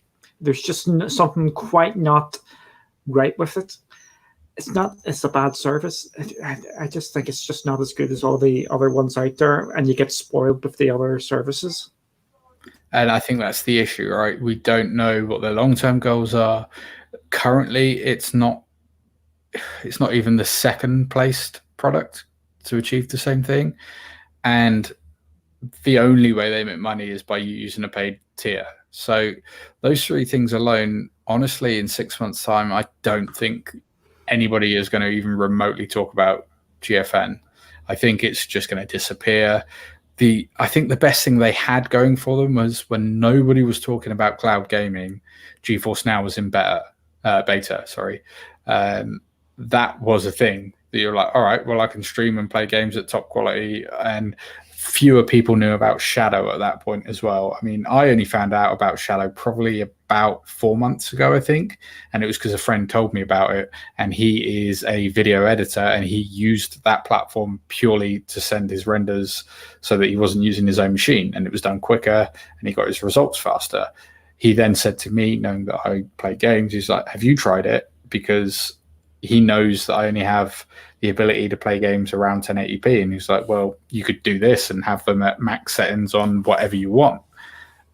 Doesn't affect me because at the time I only had a 1080p monitor, so paying to play a game that looks no better than what I can play it locally didn't work. But both of these services, I just feel like, well, actually, you know what? They're not cloud services. We have to call them what they are. They are not cloud services in the sense that Stadia is a cloud platform. These are just servers that you are remotely connecting to play a game. Stadia is, you don't get the choice in what you're connected to. You don't log into anything other than a username and password for an entire account, the same as you would for Xbox Live. But everything is slick, it's smooth, it's a touch of a button, it's launched. There are no installs. Nothing currently exists that gives you what Stadia gives you. I think it comes down to convenience and quality versus choice of games. That's basically what it is for me between the two services at this moment in time. Games will always be added to Stadia, as we can see, even with all these announcements over the last wee while. Upping the quality is a much harder task, and getting things nice and convenient, because using GeForce Now, it isn't just click of your button. GeForce Now is for sitting down on the computer or sitting down on your phone to play. It's not about sitting down on the TV, because it's just too fiddly at this moment in time. Yeah. Yeah. So I'd like to kind of move on to the last topic of the evening, which is Stadia Super Saturday. So, Duncan, you're the real star of the show when it comes to this one. And I know you're going to shake your head and say, no, I'm not. But, I mean, you were probably the one that's put most of the effort into this. We've got some amazing announcements still to come as well, which we're not going to announce until nearer the day or perhaps on the day. So you're definitely going to want to tune in to our social media platforms to find out what those are as well. But basically, if you aren't aware of what Stadia Super Saturday is, it's basically on the 15th of February, which is the day after Valentine's Day. So don't worry about your missus. Yeah. Basically, it's a day. It's going to be a whole 24-hour period, starting at 8 o'clock in the morning here in the UK and ending. Just remind me of the time, Duncan. It's 9 o'clock in the morning UK time because we're up first. So that's going to be the scary thing, people waking up to see my ugly bake. And then I think it's 3 or 4 o'clock in the morning. Sorry, it's 4 o'clock in the morning PST time. Yeah. It finishes. So we never know, we might get the full 24 hours. I'm not going to push everybody to for the full 24 hours, but we've got a full day of content from start to get used to the new system here. We've got just clear out the entire room quickly. We've got the full day of content, and it's so varied. We've got talk shows, we've got competitions, we've got playthroughs of games. We've got such a wide range of things, and we're still trying to get more. But this is what we can say. What's just happening at the moment? Yeah, so we've got quite a lineup so far for the day. We haven't yet released the official schedule of who's going to be on at what times. I'm just going to refer to the article on Stadia Source that we wrote. This is what you haven't memorized it? Yeah, I have. But this is what I was trying to add to the screen a second ago. I think we let the cat out from the bag. We were up first, so that was me. Yeah, so I have to kindly remove his face from this as well. Say that again, sorry. Removed your face from the video feed now, just to float. You can remove the banner, by the way, if you want to. Nah, you need a break from my ginger face. So, yeah. So at the moment, we've got a list on Stadia Source here of people that are interested in streaming or doing some sort of event on that day, and we've actually had a few more people that I think aren't on here as well, if I'm not mistaken. Yeah, we do. We've got a lot more people who have expressed an interest, but either they can't take part, but they do want to be considered if we do this again in the future. Yeah, so obviously keep your eyes on this page here to find out more information. We have actually got a website going live very soon as well, which will contain the schedule of what's going on the day, as well as some more information. I think Club Stadia announced recently that they were doing a Mortal Kombat tournament on the day with actual cash prizes. Well, I say cash prizes, there's more gift cards. So you'll be able to find out more information, such as the rules and how the tournament's going to work on the website as well. Let's get us back to where we were. It's going to be a big celebration of the whole Stadia community out there. It's about everybody else. I'm not doing anything much at all, and it's just everybody is just pulling together, and I think it's actually improved a lot of the relations out there as well. Everybody's out there helping each other and encouraging everybody to take part and showcase what is all good in the Stadia community. We're a close-knit bunch anyway. I think most of the creators in the community know one another. We talk often. We appear on each other's live streams. We actually play the games with each other as well, even when we're not live streaming. I know we've had a few games of like Destiny 2. I think everyone here in this chat right now has played with one another. So yeah, it's good to see everybody coming together, and it's almost like a love letter to Stadia. Hence why we kind of we had the heart logo for it, and we put it the day after Valentine's Day. It's almost a love letter to Stadia to say, look, you know what I mean? These a bunch of people which are passionate about your platform, want to see it thrive. We're basically out here repping you, and not only that, but to show other people as well. Stadia does work, and Stadia is a good platform to be on, despite the amount of hate that it actually gets online for no apparent reason, it seems. So yeah, I personally can't wait for the day to arrive. It's going to be an amazing day. You're going to see all your favorite content creators from Stadia there as well. So is there anything you guys would like to add before we kind of wrap this up? And we've got a surprise coming for you shortly as well, if I can get it to play on here. So what I'm going to say, there's going to be a variety of content. I'm not expecting everybody to like everybody who's taking part, but as Chase says, you might not feel in the mood for one thing, but there's going to be someone else you can definitely watch and take part with. So when the schedule comes out, have a look, and I would try and watch as much as possible, because you never know, you might find someone completely new who you've never heard of or seen before. But I would avoid Stadia Arcadia. I don't trust that fella. yeah, he's infiltrating Stadia Source. How dare he? He's getting inside information for his channel.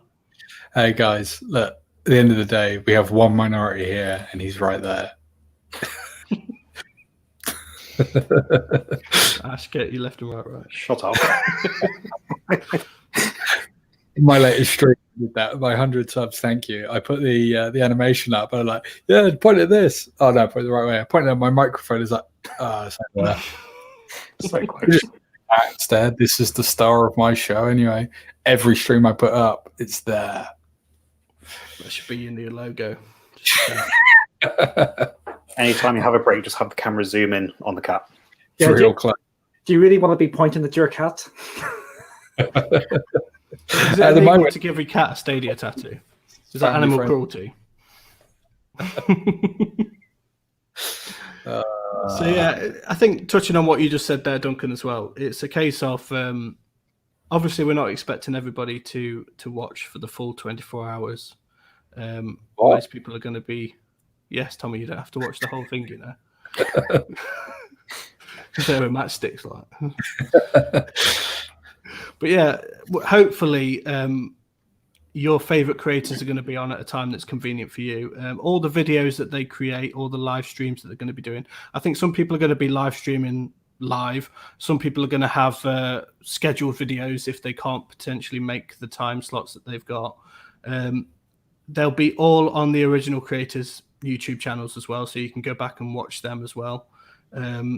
It's just going to be an amazing day. And if you feel like you want a bit of comedy, you can check out people like The Glory of Stadia, for example. If you want something a bit more factual, maybe Stadia Talks, your go-to guy.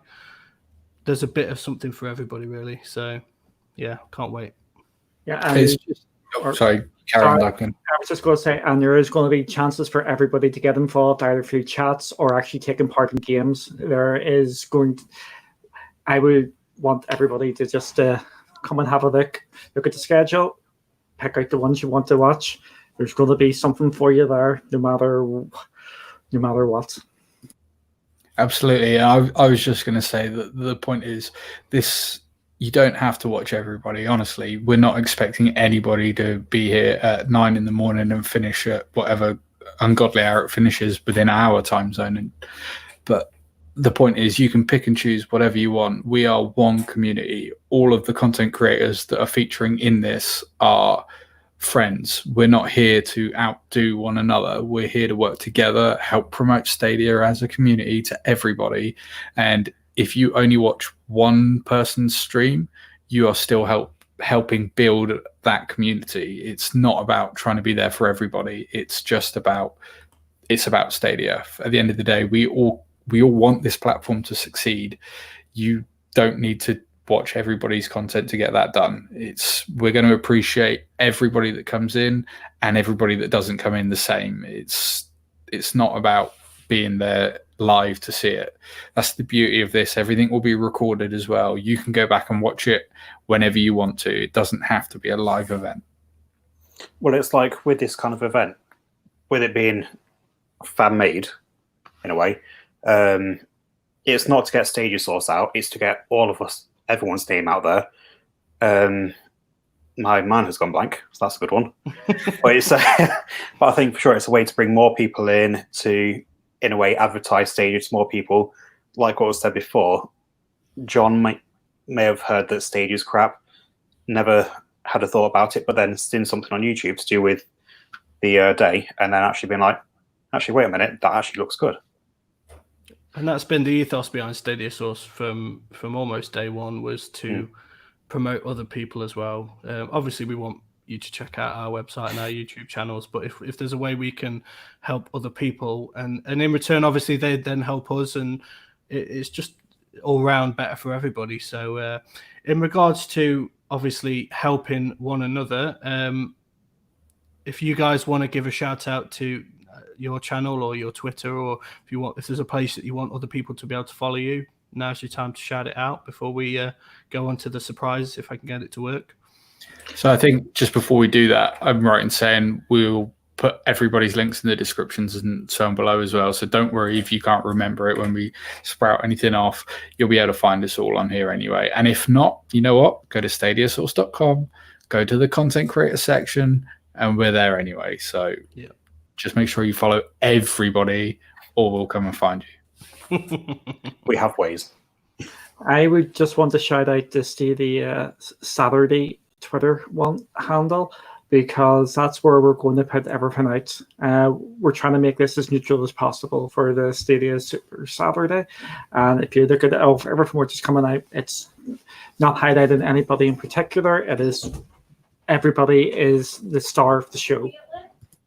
Yeah, definitely.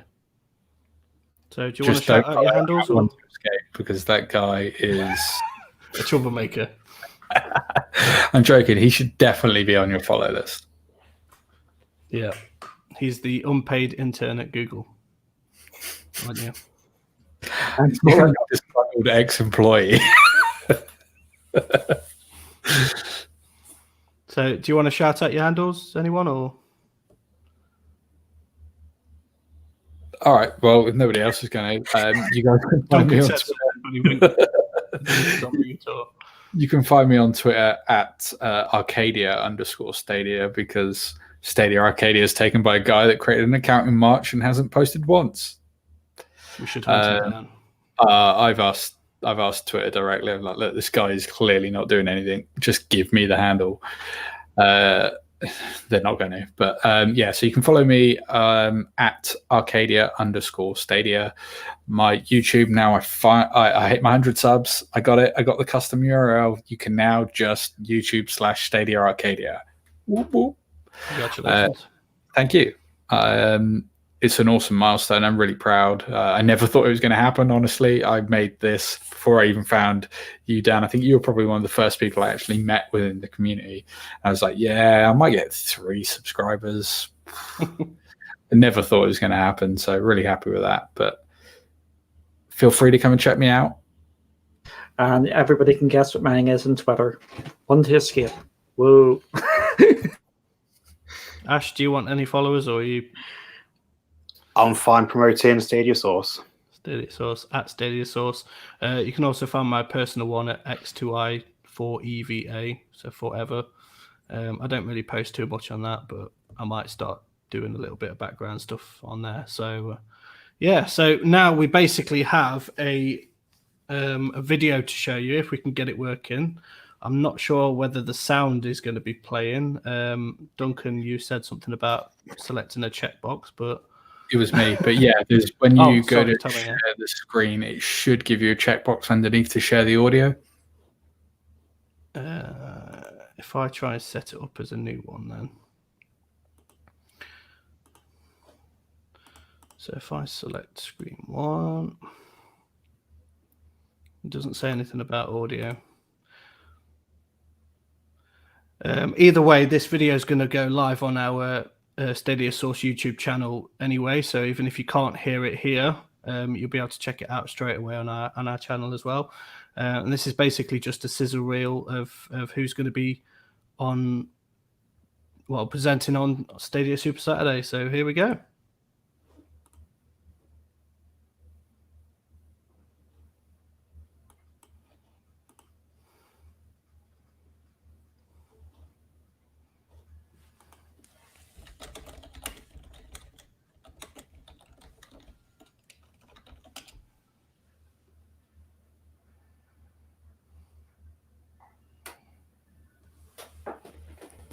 I see dead people.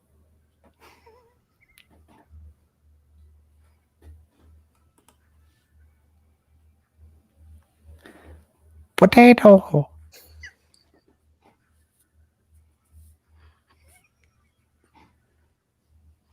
Ranu. Unsubscribe from Stadia Arcadia.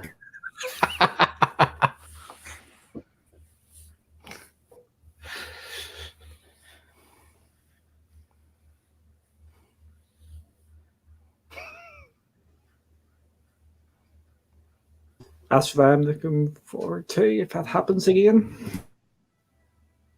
It was a really good event. I didn't get to watch it live, but I wish I could have been part of it. I don't own the game, but it was an awesome event, and it was great to see that many people all come through and work together to get that off the ground. Absolutely, it is. It's. I really think that people should have been taking part in that, and okay, I have to say it. I think Stadia should have been all over that, and I think Codemaster should have been all over it. I'm not affiliated with Stadia Source when I'm saying this. This is just me saying it. But yeah, they should have been completely all over that, taking videos, because they should have been able to lift them from the server and all that. So that was a marketing dream there if they decided to take part, and it was heavily advertised, and they can't say they didn't see it because it was all over Reddit.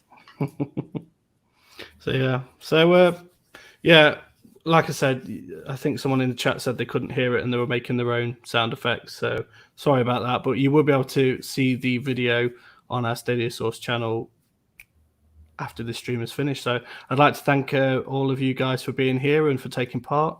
Nearly 2 hours long, so hope I've not taken you away from your own personal lives too much, but we'll try and make this a regular thing going forward if you guys are up for it as well, and if there's demand from people. Yeah, 100%. Yep, be happy. Okay, right, and yeah, until the next one, we'll say goodbye. So see you in a bit. Goodbye. Farewell.